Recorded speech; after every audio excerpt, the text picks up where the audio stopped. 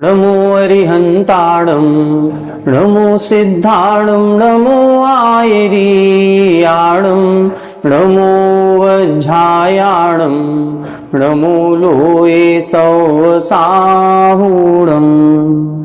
सिद्धं शुद्धं परमीय जिणिन्दवर्णेमि चन्दमकलङ्कं गुणरयणभूषणुदयं जीवस्य परुवणं बोच्छम। 1008 श्री मूलनायक आदिनाथ भगवान की जय। 1008 श्री गोमटेश्वर बाहुबली भगवान की जय। द्वासांग जिनवाणी माता की जय।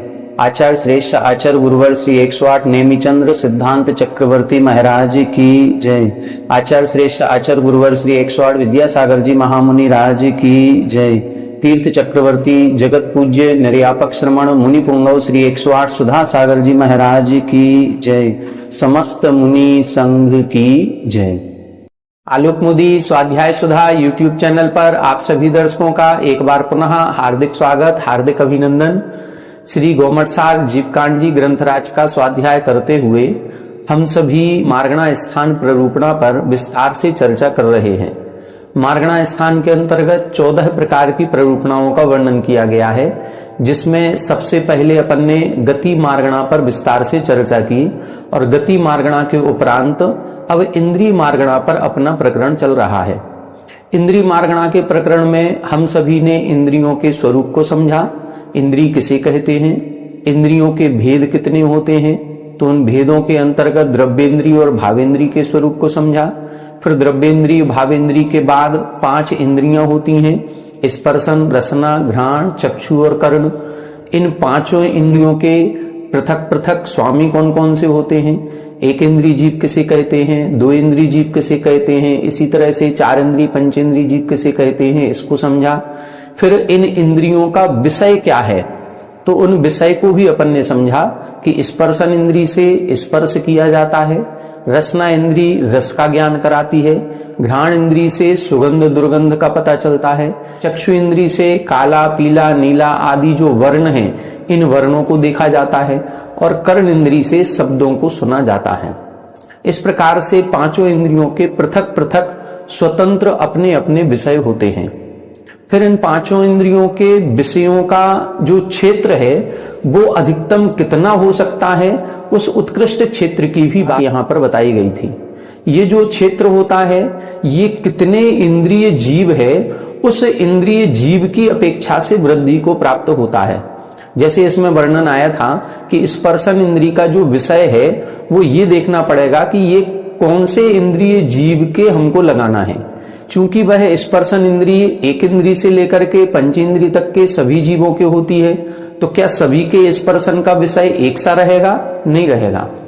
एक इंद्रिय में जो स्पर्शन इंद्रिय है उसका विषय कम है, 2 इंद्रिय जीवों में जो स्पर्शन इंद्रिय है उसका विषय अधिक है, 3 इंद्रियों के स्पर्शन इंद्रिय का विषय और अधिक है। इस तरह से बढ़ता बढ़ता है।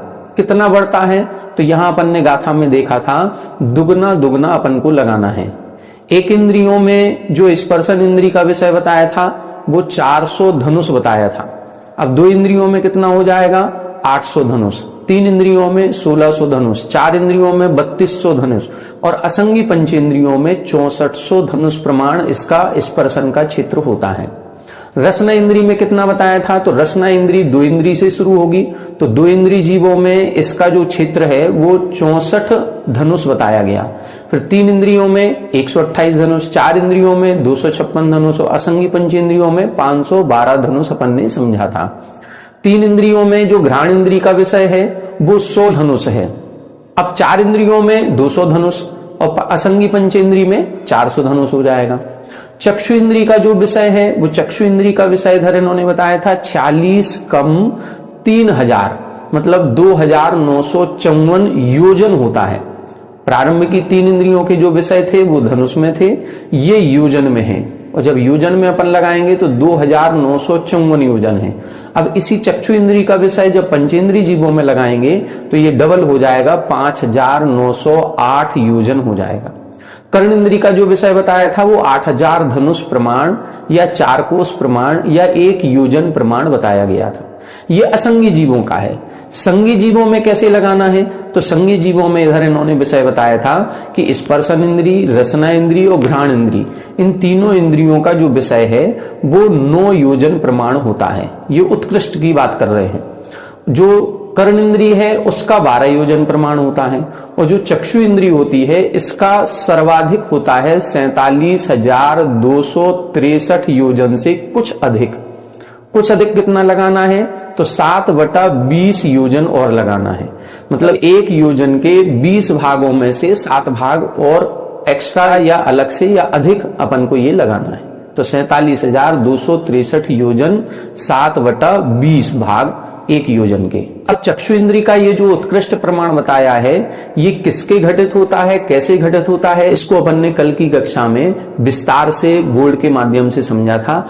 आज अपन रिवीजन में संक्षिप्त में उस सारे विषय वस्तु को समझने का प्रयास करेंगे।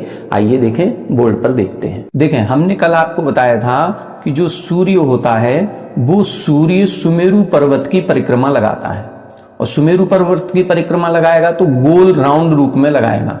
अब जब राउंड रूप में लगाएगा तो उसका एक सर्किल बनेगा, गोल आकृति उसकी बन जाएगी। ये जो उसके चक्र बनते हैं, ये इसकी गलियां कितनी होती हैं, तो इसकी गलियां होती हैं 184 गलियां।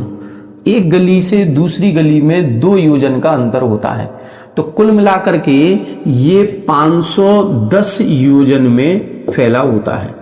अब ये जो 510 योजन में इस सूर्य का 4 क्षेत्र बनता है, तो वो जम्बू द्वीप के कुछ भाग अंदर है और कुछ भाग बाहर है। 180 योजन अंदर होता है और 330 योजन बाहर होता है। अपन यदि ये जम्बू द्वीप का नक्शा इधर इस तरह से बनाते हैं, तो जम्बू द्वीप के नक्शे में बीच में ये मेरू पर्वत है। अब सूर्य कहां से भ्रमण करेगा, यहां से, इस तरह से। ये सूर्य का परिभ्रमण है। अब इधर से फिर एक दूसरा ये परिक्रमा ये लग गई, फिर इस तरह से ये तीसरी परिक्रमा इधर हो गई है। तो ऐसे ये जो सूर्य का परिभ्रमण होता है, ये चारों तरफ ऐसे घूमता है। अब ये जम्बू द्वीप की जगती से इधर तक बाहर है 330 योजन, और जम्बू द्वीप के अंदर है ये 180 योजन। अब ये जो 180 इधर है, तो इधर से भी 180 बनेगा। जम्बू द्वीप का कुल टोटल व्यास कितना है, ये अपन ने यहां से यहां तक कहें या यहां से यहां तक कहें, ये अपन ने 1 लाख योजन होता है। अब जब 1 लाख योजन है, तो जब सूर्य इस प्रथम वीथी में होता है, तो प्रथम वीथी में 180 योजन यहां से कम हो गया और 180 यहां से कम हो गया, तो ये हो जाएगा 99,640 योजन। अब इसकी जो परिधि निकलेगी यहां से लेकर के ये जो गोल पूरा राउंड लगता है, ये परिधि कितनी निकलती है, तो परिधि निकालने के लिए सामान्य से गणित की भाषा में निकालते हैं तो अपन एक सूत्र लगाते हैं 2πr। 2r, r का मतलब होता है त्रिज्या, ये जो आधा भाग होगा उसको त्रिज्या कहते हैं। और जब इसमें 2 का गुणा करेंगे तो ये पूरा हो गया, और पाई का मतलब होता है 22/7। कुल मिलाकर के 99,640 गुणे 22/7। ये है अपने मैथमेटिक्स के हिसाब से। अपने जैन दर्शन के हिसाब से इन्होंने क्या बताया, इन्होंने कहा कि 99,640 का वर्ग करो। पहले 99,640 में 99,640 का गुणा करो, फिर उसमें गुणे 10 करो, फिर जितना निकले उसका फिर वर्गमूल निकालो। जब ये जो वर्गमूल अपन निकालते हैं तो इसमें और इसमें थोड़ा सा अंतर आ जाता है।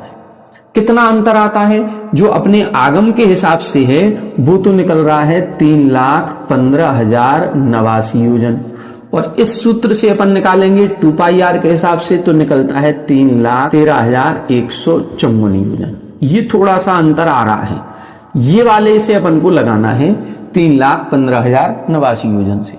अब अपन को क्या देखना है कि जब ये पूरा एक राउंड लगाने में 2 दिन लगते हैं, और एक दिन कितना होता है, एक दिन होता है 30 मुहूर्त का, तो 2 दिन कितना होगा 60 मुहूर्त के। अब ये 60 मुहूर्त में कितना चल रहा है, ये 60 मुहूर्त में 2 दिन में इतना चल रहा है 3,15,089। अब अपन को देखना है जब 60 मुहूर्त में कितना चल गया 3,15,089 योजन, तो एक मुहूर्त में कितना चलेगा,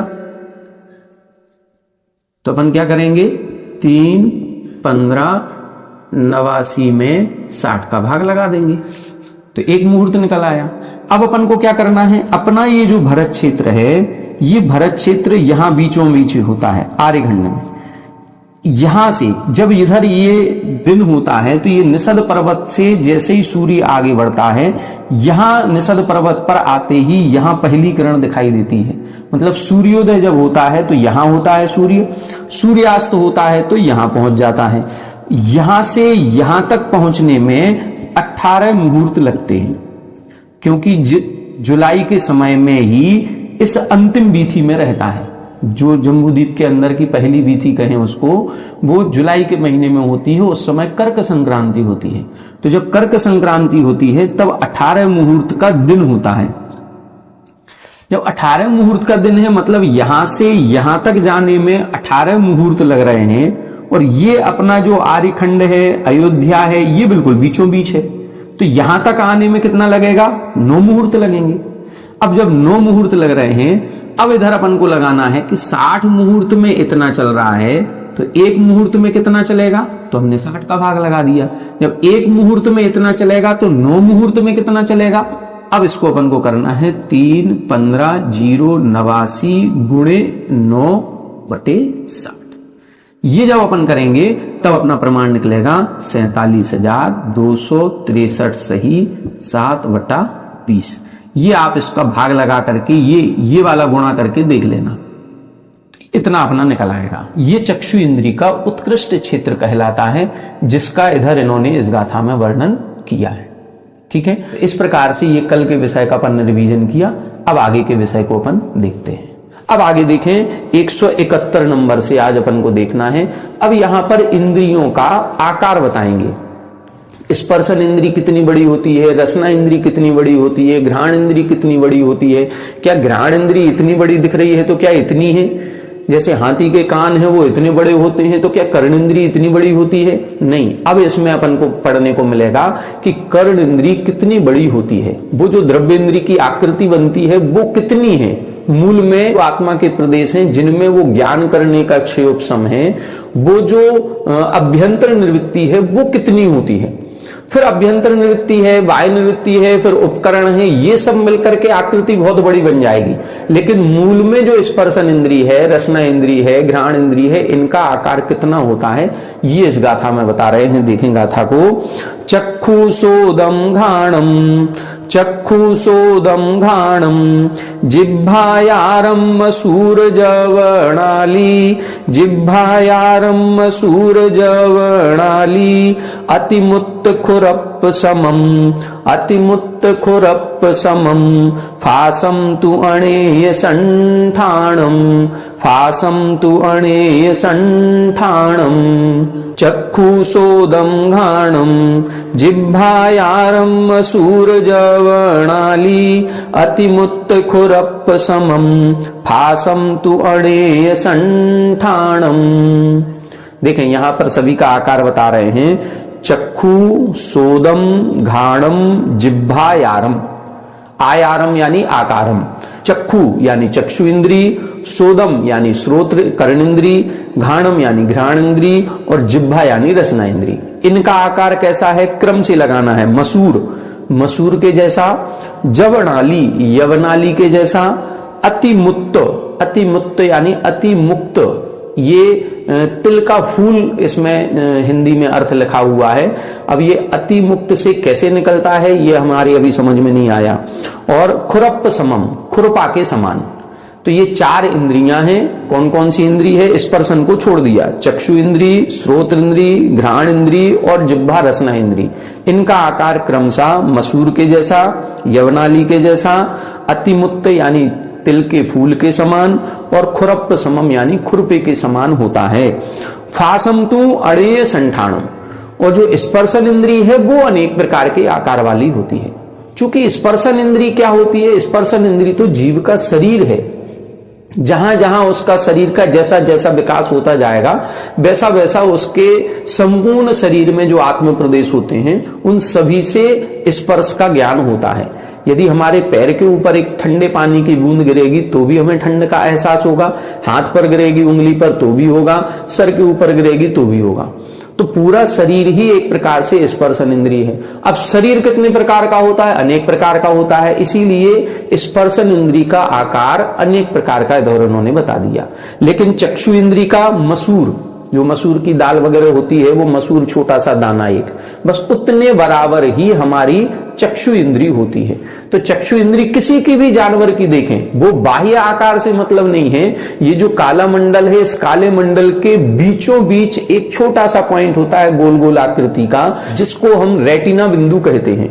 बस वो रेटिना बिंदु ही वास्तविकता में चक्षु इंद्रिय है। इसी तरह से कर्ण इंद्रिय में अंदर की तरफ जो हमारा एक पर्दा लगा होता है, एक लेयर होती है, उस लेयर में जो स्थिति बनती होगी वो कहलाएगी हमारी कर्ण इंद्रिय जवनाली, यवनाली के समान।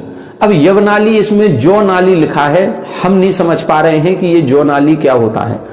खेती वगैरह से हम संबंधित नहीं है, तो हमको ये अभी जानकारी नहीं है कि जो तो समझ में आ रहा है, लेकिन जो नाली क्या होती होगी ये अभी हम क्लियर नहीं कर पा रहे हैं। तो आप लोग यदि समझ सकें तो समझ जाएं उसको, उस छोटी सी आकृति के बराबर होगा। अतिमुक्त, अतिमुक्त, इसको इन्होंने तिल का फूल लिखा है। अब तिल का फूल कैसा होता वो भी हमने आज तक नहीं देखा। खुरप समम, खुरपे के समान। अब खुरपे के समान जैसे हमारी ये जिह्वा इंद्री है, वो एक आकृति इसकी जो बनती है वो चौड़ाई में लेना है, लंबाई में लेना है। ये पूरी जिह्वा रसना इंद्री कहलाती है और इस पर रस को चखने का, स्वाद ग्रहण करने की शक्ति होती है।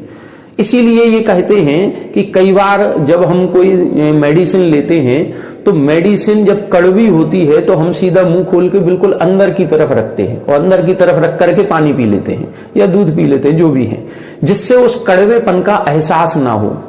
क्यों नहीं होगा? क्योंकि वो अपन ने पीछे की तरफ रखी। और जो रसना इंद्रिय है वो आगे जिह्वा का अग्रभाग या जिह्वा का जितना भाग है उसमें होता है, इसीलिए उसको खुरपे के समान कहा गया है। तो इस तरह से इधर इन्होंने पांचों इंद्रियों का आकार इधर बता दिया। अब आगे देखें, इन पांचों इंद्रियों का जो आकार बता दिया, अब उसमें प्रदेशों की संख्या कितनी होती है, वो प्रदेशों की संख्या इधर अगली गाथा में बता रहे हैं कि जो आंख मसूर के दाने के समान है, इसमें कितने आत्मा के प्रदेश हैं। दूसरा जो कर्ण इंद्रिय यवनाली के समान बताई, इसमें कितने आत्मा के प्रदेश हैं।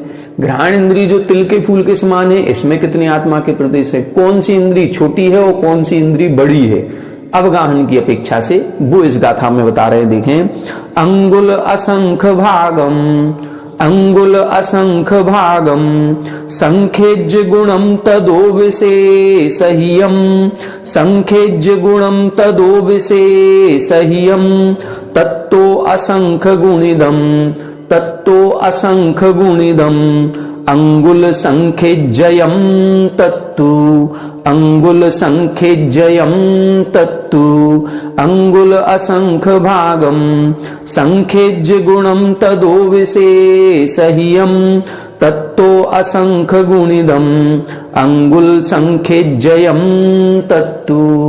देखें, यहां बता रहे हैं अंगुल असंख भागम, जो हमारी पहली, देखें पीछे की जो गाथा थी 171 नंबर की, उसमें जो क्रम दिया हुआ है, पहले चक्षु इंद्री दी थी, फिर कर्ण इंद्री दी है, फिर घ्राण इंद्री और फिर जिह्वा यानी रसना इंद्री।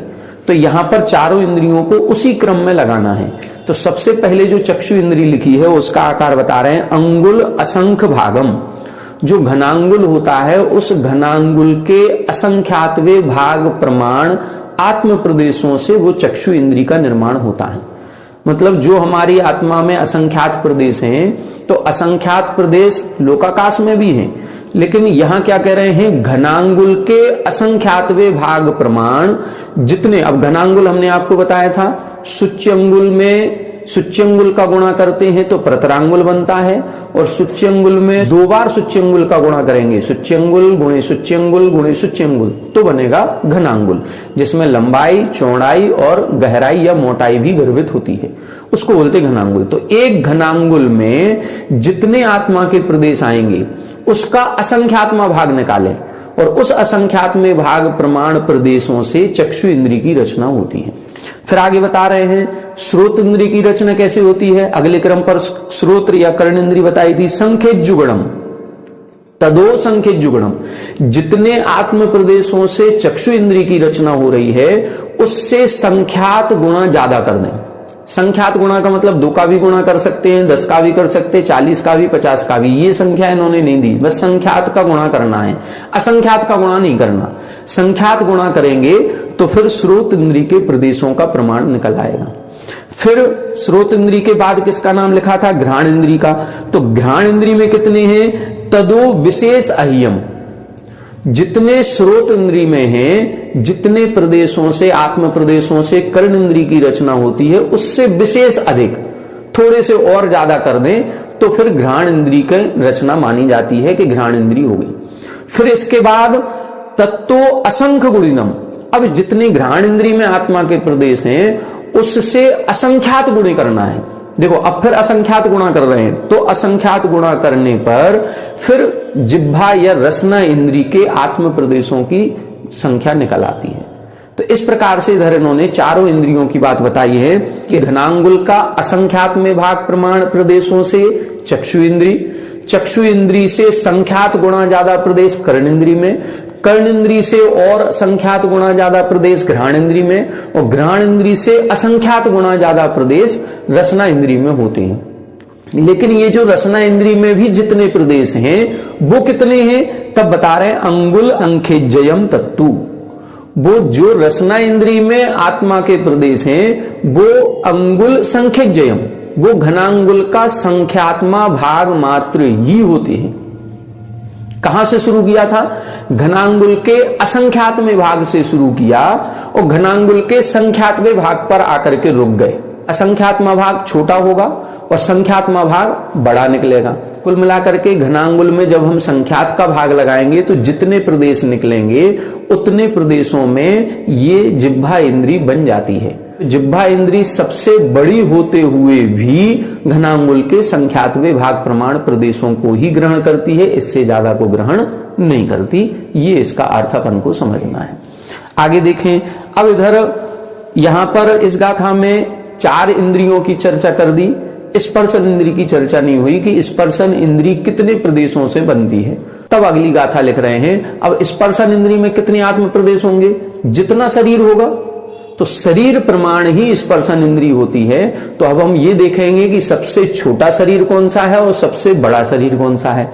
इसको अपन पूर्व में जब अपन ने जीव समास पढ़े थे और जीव समास में अवगाहन की अपेक्षा से जीव समास देखे थे, तब अपन ने पढ़ी थी कि सब पूरे तीनों लोकों में जो अनंतानंत जीव हैं उसमें सबसे छोटी अवगाहना किसकी है और सबसे बड़ी अवगाहना किसकी होती है।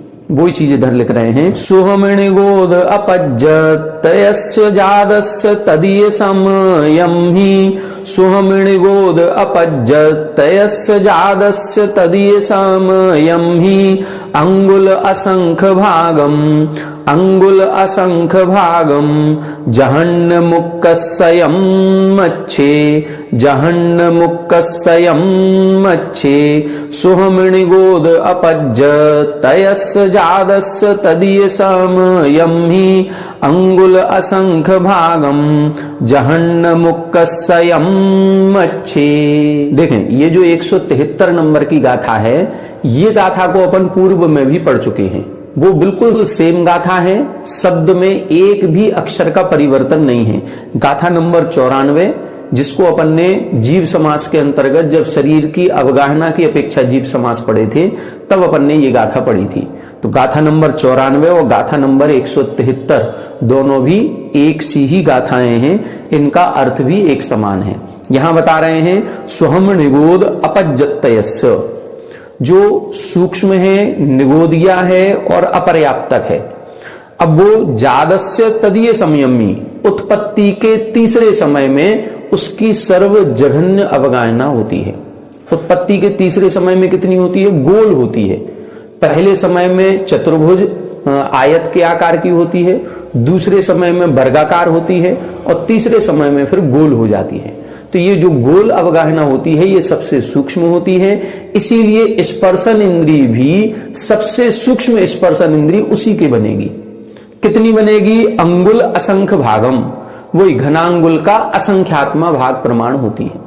और उत्कृष्ट अवगाहना किसकी होती है? तब लिखा है उक्कस्यम मच्छे, जो महामत्स्य अपन ने देखा था, जो महामत्स्य 1000 योजन लंबा है, 250 योजन मोटा और 500 योजन चौड़ा, इससे बड़ा जीव कोई नहीं होता। तो इतनी बड़ी अवगाहना जो इस महामत्स्य की बताई है, ये इतनी ही स्पर्शन इंद्रिय होती है। स्पर्शन इंद्रिय इससे बड़ी नहीं होगी। अब ये अपन को गाथा देखनी है, तो ये गाथा जब अपन ने उस समय देखी थी जब शरीर की अवगाहना बता रहे थे, इस समय जो 173 नंबर में दी हुई है, यहां स्पर्शन इंद्रिय का आकार बता रहे हैं। दोनों में अंतर है। गाथा एक ही है, गाथा का अर्थ एक ही है, लेकिन संदर्भ अलग अलग हैं। वहां जो संदर्भ चल रहा था वो जीव समास, जीव की जघन्य और उत्कृष्ट अवगाहना बता रहे थे। यहां स्पर्शन इंद्रिय का जघन्य और उत्कृष्ट प्रमाण बता रहे हैं, स्पर्शन इंद्रिय का आकार कितना बड़ा होता है। ठीक है।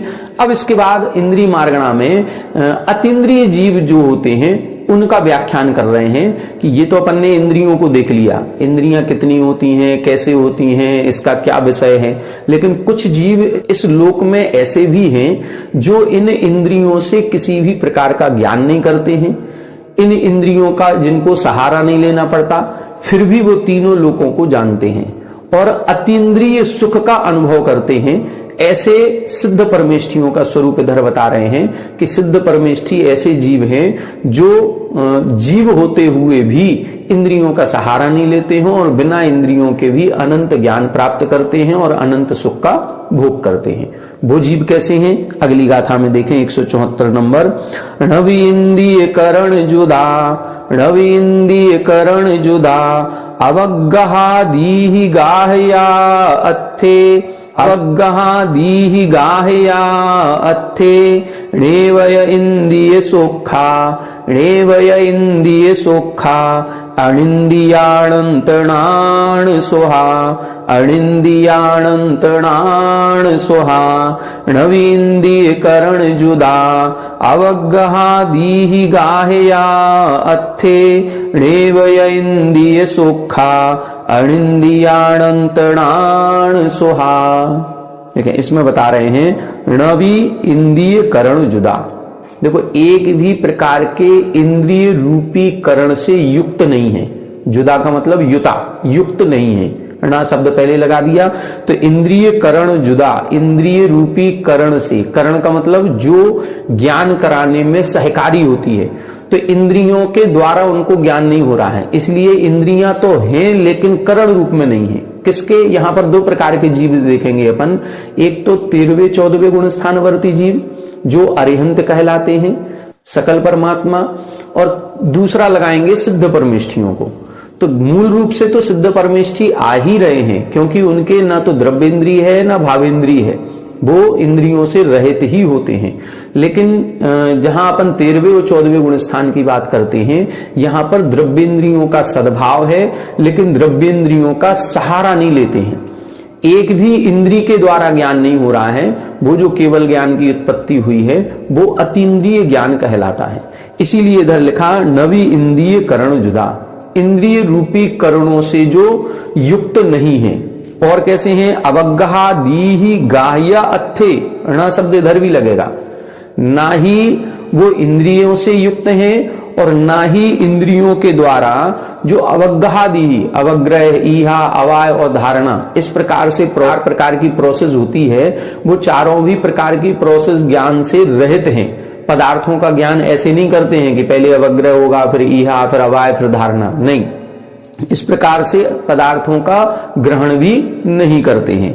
और कैसे हैं, नएव या इंद्रिय सुखा, और ना ही जिनको इंद्रियों से उत्पन्न सुख प्राप्त होता है। उनको जो सुख मिल रहा है वो इंद्रियों से उत्पन्न नहीं है। हम सभी को तो इंद्रियों से उत्पन्न सुख है। अच्छा देखना चाहते हो, अच्छा दिख जाता है तो मजा आ जाता है। अच्छा सूंघना चाहते हैं, अच्छा भोजन करना चाहते हैं स्वादिष्ट, तो स्वादिष्ट भोजन मिल जाता है तो हमको सुख प्राप्त होता है। तो हम सारे के सारे जितने जीव हैं ये इंद्रिय सुख को भोग रहे हैं। और वो कैसे हैं, अनिंद्रिय अनंतणान सुहा, अनिंद्रिय जो अतीन्द्रिय है, ऐसे अनंत ज्ञान और अनंत सुख का भोग करने वाले होते हैं। तो ऐसे सिद्ध परमेष्ठी भी इस लोक में कई जीव ऐसे हैं, अनंतानंत जीव ऐसे हैं जो इंद्रियों से रहित हैं अथवा इंद्रियों के ज्ञान से रहित हैं, और जो अतीन्द्रिय ज्ञान प्राप्त करते हैं, इस प्रकार के जीव होते हैं। अब यहाँ पर अगली जो गाथाएं हैं, इन गाथाओं में उस इंद्रियों से संबंधित जीवों की संख्या बता रहे हैं। एक इंद्रिय जीव कितने हैं, दो इंद्रिय जीव कितने हैं, तीन इंद्रिय जीव कितने हैं, अब इनकी संख्या का वर्णन करेंगे। जैसे अपन ने गति मार्गणा में देखा था, नरक गति के जीव कितने, देव गति के जीव कितने, त्रियंच गति के कितने।